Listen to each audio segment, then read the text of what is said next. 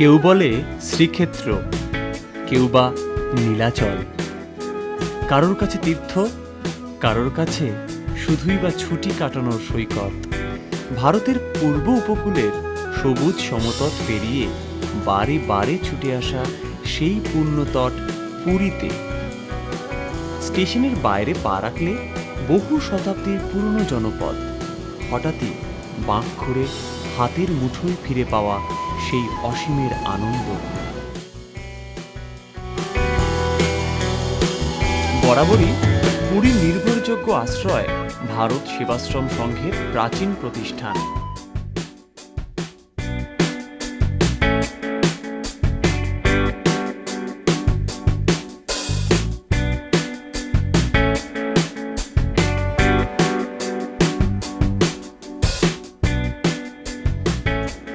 ভারত সেবাশ্রম সংঘের প্রতিষ্ঠাতা আচার্য স্বামী প্রণবানন্দী মহারাজ 1926 সালে পুরী জেলার ভয়াবহ বন্যায় সেবা কাজ আরম্ভ করেন।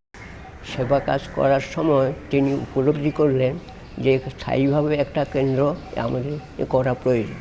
আর তারপরে ওখানকার জননেতা উৎকলমণি গোপবন্ধু দাস, হরেকৃষ্ণ মহাতাব এদের আহ্বানে তিনি পুরী টাউনে একটা ঘর ভাড়া নিয়ে গিরিকুটির নামক একটি ঘর ভাড়া নিয়ে তখন কাজ আরম্ভ করেন। তখন থেকে যাত্রীদের আশ্রয় দেওয়া এবং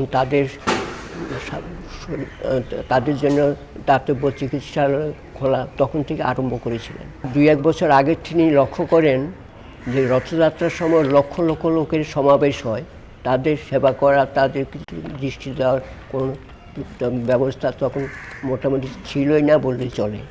তিনি তার স্বেচ্ছাসেবক নিয়ে সকলকে নিয়ে ওই সময় কাজ আরম্ভ করেন। তারপর থেকে এখন এই অদ্যাবধি আমাদের সেই রথযাত্রার সেবা কার্য চলে আসছে।